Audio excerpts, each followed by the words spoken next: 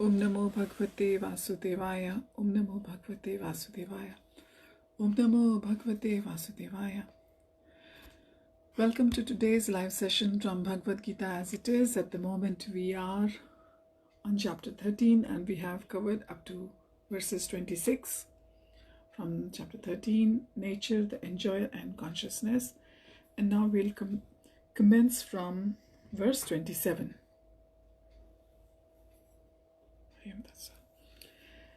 Verse 27. Yavat sanjayate kinchit sattvam sthavar jangamam kshetra kshetragya sanyoga tadviti de bharatarshabha. O chief of the Bharats, know that whatever you are see in existence, both the moving and the non-moving, is only a combination of the field of activities and the knower of the field. Verse 28.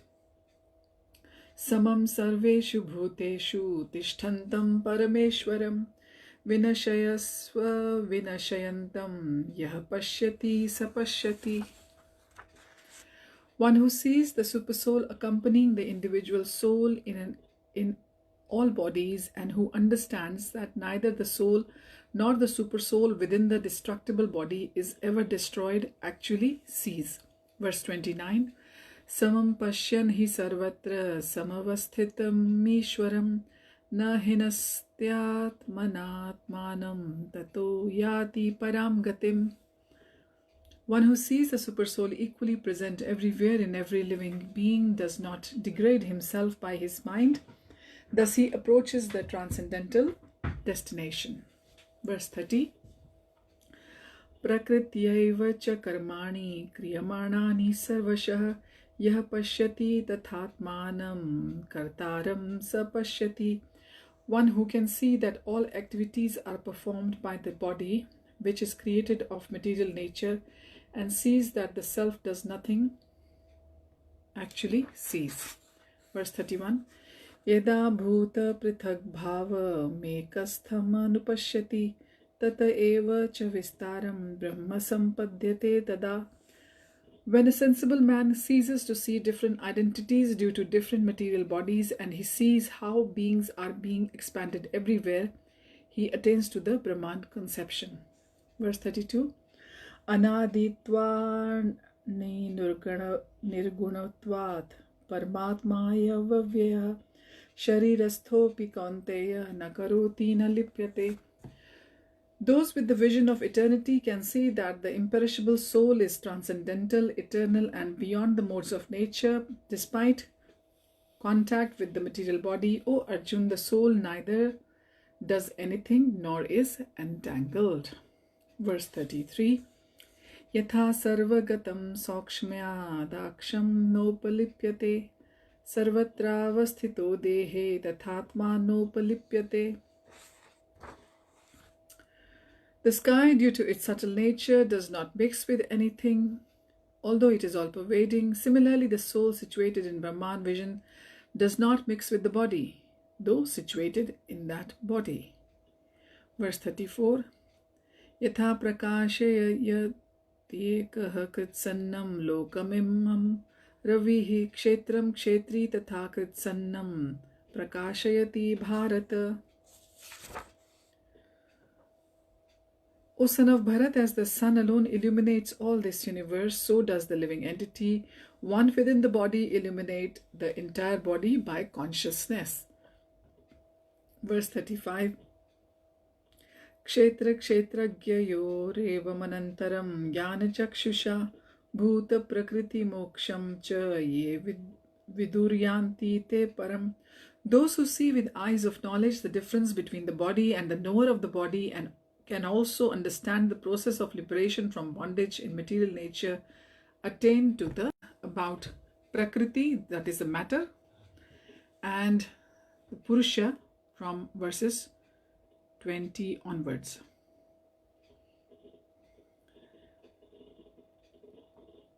Now in verse 27, Bhagavan is telling us that everything is a combination of spirit and matter.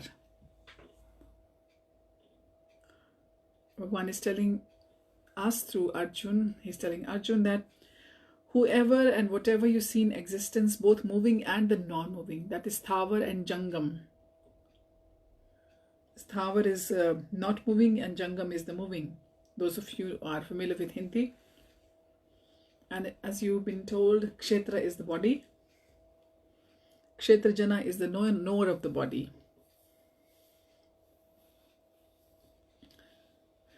So both the living entity and material nature were existing before the creation of the cosmos has been explained. So everything, trees, mountains, hills, which are not moving, and there are many existences which are moving, living entities. They're all but combination of material nature and the superior nature, that is the consciousness. So without the touch of the superior nature, nothing exists. This has been told by the Lord. So Lord is both the controller in the superior and the inferior natures. Matter is the inferior nature, the material nature is the inferior nature of Lord, and we are superior because we have got the consciousness, the soul, and material nature is also created by the Lord.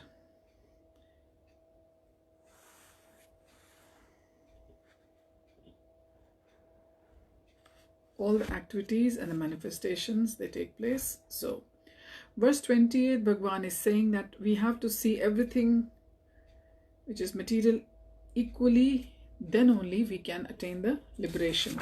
And this has been sort of ongoing theme as well. So one who sees the super soul accompanying the individual soul in all the bodies, and who understand that neither the soul nor the super soul is destructible like the body, actually sees. So we can see that combined together, the body and the proprietor of the body is the soul,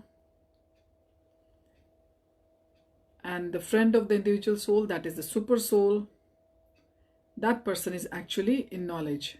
So when we become realized of this thing, then actually we can think that we have taken off on a higher platform. We've started our journey on a higher platform, not reached there, but made a start, so as to say. So even after the body is distracted, the soul carries on, the super soul also exists, and the super soul and the soul, they eternally keep moving in so many moving and non-moving forms of the creation. Soul is the master of the body, so it is sometimes called Parameshwar. The individual soul is also sometimes called, but actually it is the super soul that is the because it's the individual soul is sometimes called Parameshwar because it is the master of the body, so as to say. But we have to remember that super soul is actually the Parameshwar within our body, the Paramatma as we call it. In verse 29, Bhagavan is telling Arjun that the spiritual vision allows us to see everything happening for our own benefit, and we should try to see beyond the matter. And if we see everything like that, then we won't be degraded by our own mind, by our own thoughts. Then our thinking and our existence will be in the right, on the right pedestal, as to say. So our mind will be not always hankering for self-gratifying itself and enjoying itself, because it has understood its situation,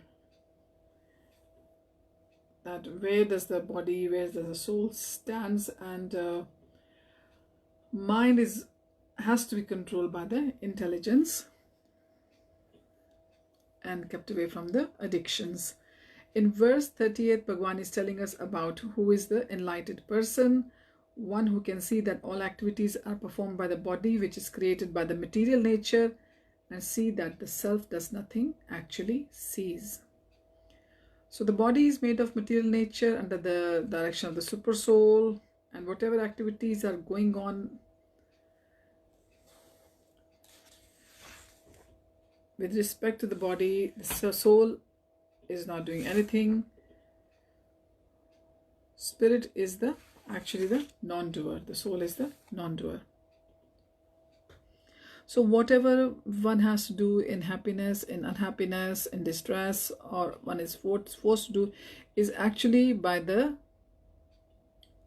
body, by the constitution of the body. The self is actually detached, is quietly watching all the activities of the bodies. The body has been given according to our past desires. We are the proprietor of such a body because of our past desires. So we should stop blaming anyone or anything for that.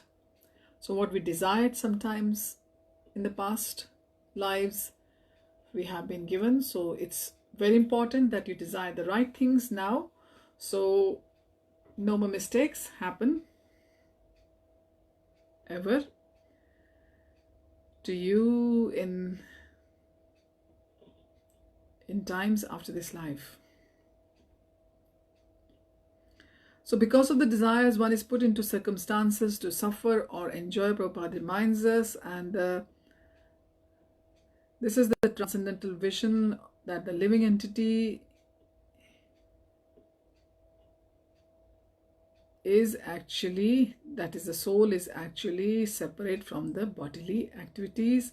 One who is having such a vision is actually seeing, actually the seer. Just like the sage, the seer.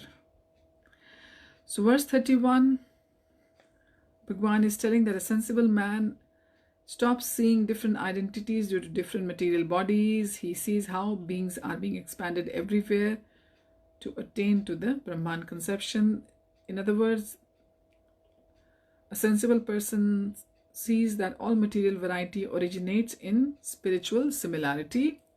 That is, they all have soul and they all have super soul as a friend sitting next to them in their hearts.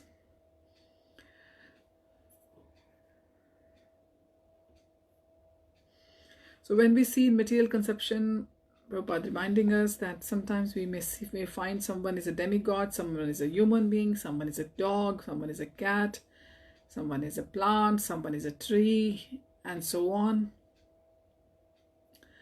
So this is actually the material vision. This is not the spiritual vision. The spiritual vision will be that we see that everybody has got the same kind of soul, same super soul is also with them. That is the spiritual vision. But because we are in contact with the material nature, this is how, and we have got the material vision, material eyes, so this is how we see things, according to the forms, according to their qualities, etc., etc.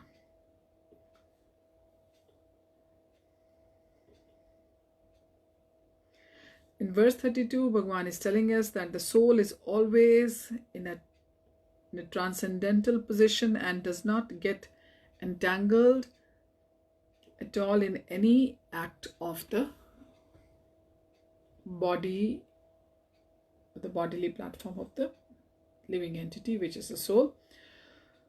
So when we have this vision of eternity, then we can see that soul, which is imperishable, is not destroyed, is indestructible, is actually transcendental, eternal, and beyond the three modes of material nature: goodness, passion, and ignorance.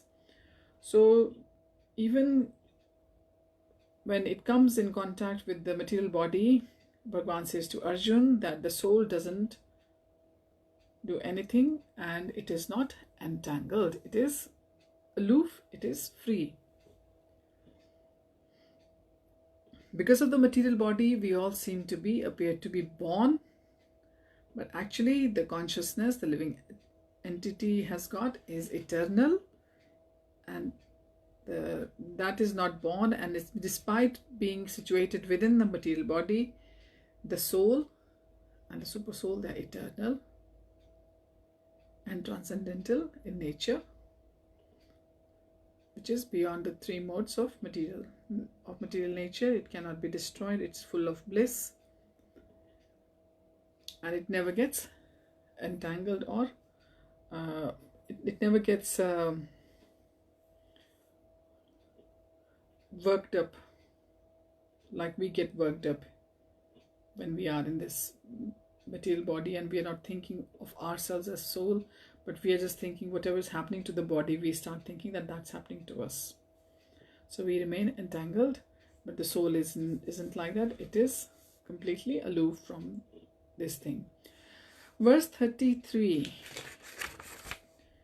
Krishna says that how soul doesn't get entangled. Krishna says in this verse 33 of chapter 13, it's very nice. It's a very small shloka in meaning and purport, but it has got a very deep meaning. It's Bhagavan is saying that because sky has got the subtle nature of the sky is that it doesn't mix with anything, although it is all pervading, it is everywhere, okay, but the sky doesn't mix with anything, unlike water we see how it mixes with everything. So similarly, the soul situated in Brahman vision does not mix with the body, though situated in that body. So this is worth remembering. Unlike the sky, just like the skies, the soul is also similar. It doesn't mixes with anything. That is the subtle nature of the soul.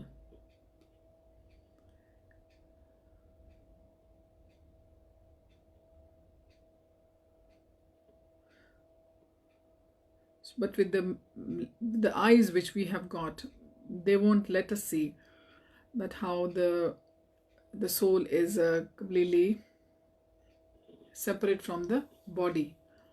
We need to have the Gyan Chakshu, the knowledge, the eyes with the knowledge. Only they can make us realize this thing. Verse 34, Bhagavan is saying that how the soul doesn't act. Bhagavan says to Arjun, as the sun illuminates all this universe, so does living entity. One within the body illuminates the entire body by consciousness. So the soul is the one which is inside us, is actually illuminating the body. It's actually giving the consciousness to the body. And the analogy is given just like the sun illuminates everything. Similarly, the soul in the body illuminates the body.